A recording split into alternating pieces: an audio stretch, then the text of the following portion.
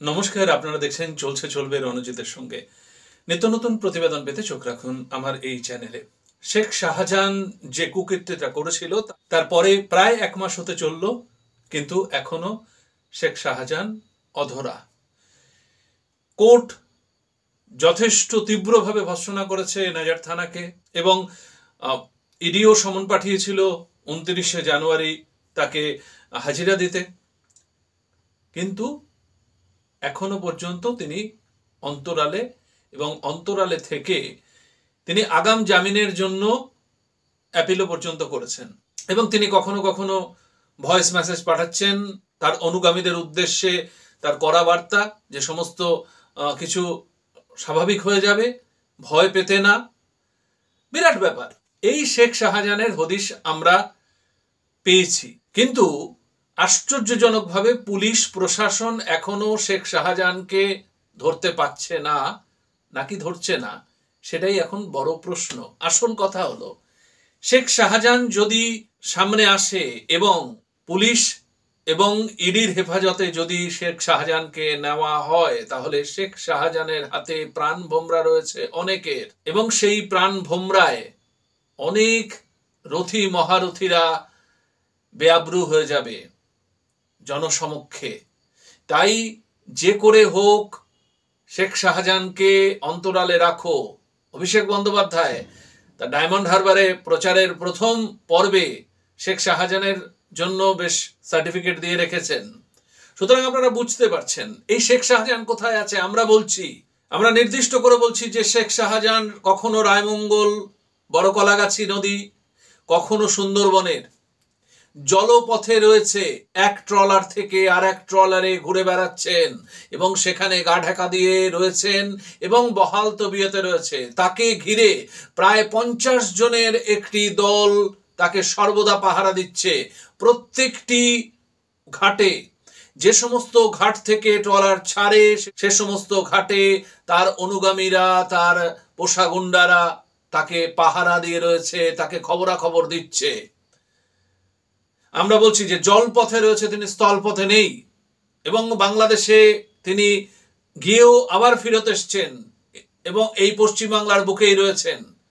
পুলিশের কাছে এই সমস্ত খবর নেই, আমরা এটা বিশ্বাস করি না। আমাদের কাছে এই সমস্ত খবর আছে। হ্যাঁ, বললাম, স্পষ্ট করে বললাম, কখনো রায়মঙ্গল, কখনো বড় কলাগাছি বা কখনো সুন্দরবনের মাতলা নদী, এই সমস্ত জায়গায় তার ট্রলারে তিনি ঘুরে বেড়াচ্ছেন। তিনি রয়েছেন বহাল তবিয়তে। তাকে সামনে আনলে অনেক বিপদ, প্রধান মাথাদের অনেক বিপদ, তাই তাকে সামনে আনা হচ্ছে না স্পষ্ট পরিকল্পিতভাবে।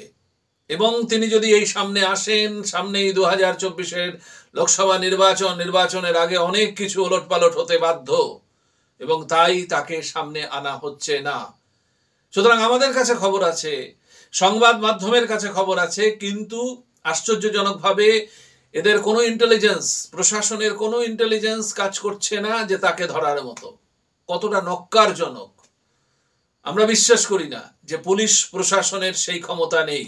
সমস্ত ক্ষমতা আছে, যথেষ্ট ক্ষমতা আছে। অন্যান্য রাজ্যের পুলিশের থেকে আমাদের এই রাজ্যের পুলিশের ক্ষমতা অনেক বেশি, এটুকু আমরা বিশ্বাস করি, কিন্তু তাদের কাজ করতে দেওয়া হয় না।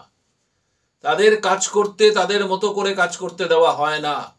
এটাই দুঃখের, এটাই আশঙ্কার, যে আমাদের যাদের হাতে সুরক্ষা থাকবে তারা সেইভাবে আমাদের সুরক্ষিত রাখবার জন্য নির্দেশটা পায় না। রং ধরে, পার্টি ধরে তাদের নির্দেশ দেওয়া হয়। ভাবুন, যে ঘটনা এই শেখ শাহজাহানের অনুগামীরা সেদিন করেছেন, সেটা কখনো ভারতবর্ষের ইতিহাসে এমন হয়নি। ইডি অনেক সময় ধাওয়া খেয়েছে, মার খেয়েছে। সেন্ট্রাল ফোর্সকে এইভাবে রক্তাক্ত করা কতটা সাহস বলতে পারেন? এবং তাদের তৃণমূলের বড় বড় নেতারা, প্রবীণ নেতারা, বর্ষিয়ান নেতারা পর্যন্ত বলছে এরপরে গণরোষ আরো আছড়ে পড়বে। আপনাদের যারা দুর্নীতি করেছে, যারা বদমাইশ অন্যায় করেছে, তাদেরকে ধরতে যাচ্ছে ইডি সিবিআই। তাদের উপর আপনারা চড়াও হচ্ছেন, আবার আপনারাই সেটাকে জাস্টিফাই করছেন।